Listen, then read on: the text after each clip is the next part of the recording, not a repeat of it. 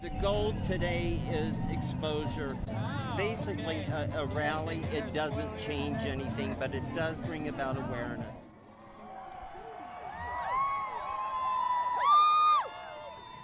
Okay, we want to thank everyone so much for coming out today. As you know, today is the day of the People's Climate March in Washington, D.C.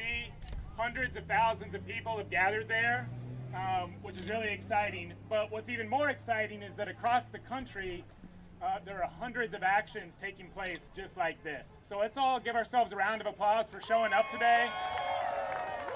My name is Sean Sellers. I'm serving as the volunteer chair of the Sarasota Climate Justice Coalition. It is an organization that was, a coalition rather, that was formed in January of this year.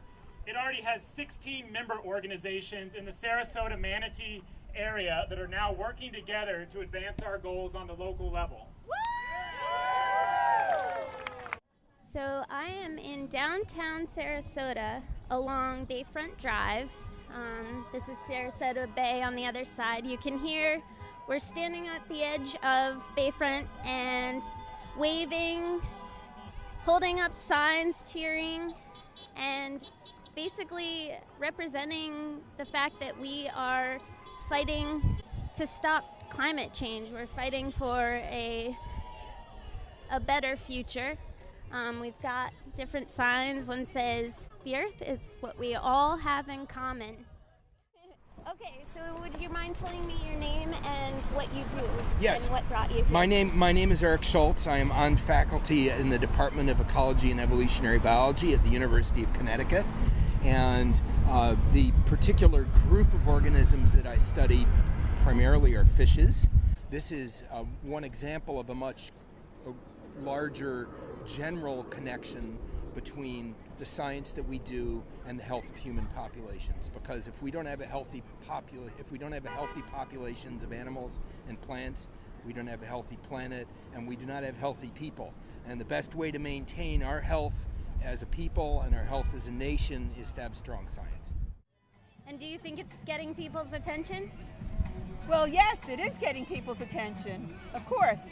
Now, everybody driving by, but it will be on the news, it'll be in the newspapers. Yes, it's getting people's attention. It's just a matter of breaking through the denial, which actually I believe is a matter of repetition. It's probably too late now to not have severe problems for the future, but we could limit the problems for the future and plan for the far-off future to not have these problems again so that Earth can sustain. And that's why I'm out here today. So you know what today is? Today is the 100th day of Donald Trump's administration. In those 100 days, Trump and his administration have been relentless in attacking our environmental protections, retreating from climate action, and renouncing science. Climate change is one of the most pressing issues of our generation. It's an issue that affects us all. The air we breathe, the water we drink. We recognize that we are at a crisis point, but with crisis comes opportunity. We have the opportunity to look at what we have become and decide to change. I want to pass the mic to Andy Melee of the Sierra Club, who's going to say just a few words. Thanks, Sean. Thanks to everybody for organizing this fantastic event. I'm with Sierra Club and Suncoast Waterkeeper.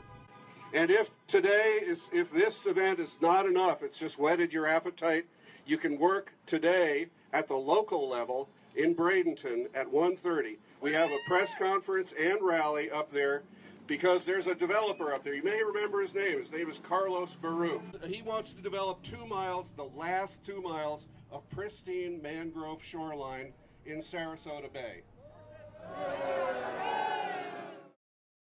Hi guys, my name is Leah and I'm speaking on behalf of Answer Coalition. I'm a millennial and I'm excited to see people here of all different generations, but I want to direct this speech towards the people that are from the same generation as me. The majority of people in the generations before us are not going to care for our environment. It's on us to pick up the slack for the betterment of our planet, and that starts with taking money out of politics. The problem is not that we don't have the technology to have safe, clean, and renewable energy. The problem lies socially and politically. We will never employ alternative sources of energy if our politicians keep making business deals with large oil companies. This is not an issue of Republican versus Democrat. The main political parties have both failed the environment and us.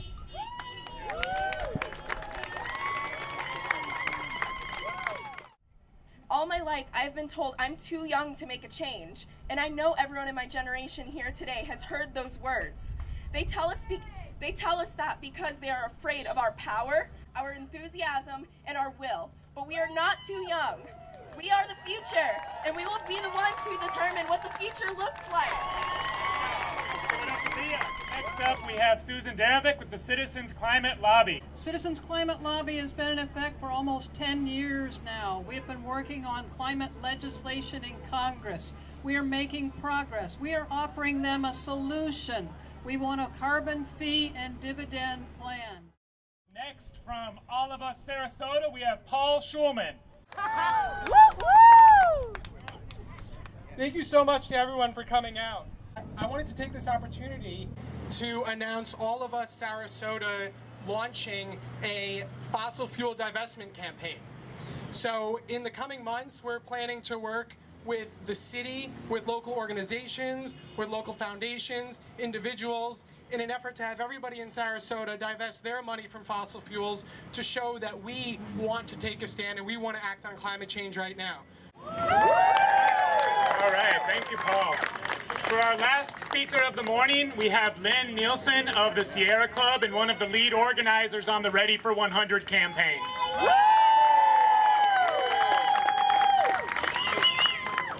So the Manatee Sarasota Sierra Club has been working on a lot of issues here locally regarding climate. One of the things we're just wrapping up is a solar co-op that we started in January to help people, neighborhoods go 100% solar. And so now, to keep this whole momentum going, we're also bringing the Sierra Club's Ready for 100 campaign here to the city of Sarasota.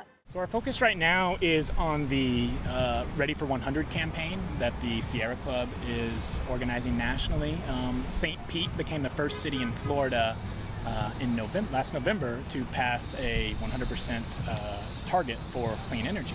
So it's a pretty big deal. First city in Florida, first city in the Southeast. And so we're really looking, St. Pete raised the bar, and Sarasota now needs to, if not exceed that, at least meet it. And so that's what we're working on. Yeah, the event today was great. We had, we think about 500 people here at least. So it was an excellent turnout. And it was really to announce the birth of the coalition as well as the launch of this Ready for 100 campaign. So I think we certainly got the kind of the message out to the communities in Sarasota that are already engaged in these issues, but more importantly than that was just the tremendous amount of support we were receiving from people driving by. I mean, for every one thumbs down or middle finger, there were at least 10 honks, and you just can't beat that ratio. You're not going to do any better than that, in the bluest city in the country. So it was quite remarkable. We're going to close this out with a little bit of chanting, and then we have the space until noon, so feel free to stick around and get a few more honks before you take off. One last chant. We're going to do it 5 times. What do we want? Clean energy, okay? So, what do we want? Clean energy! When do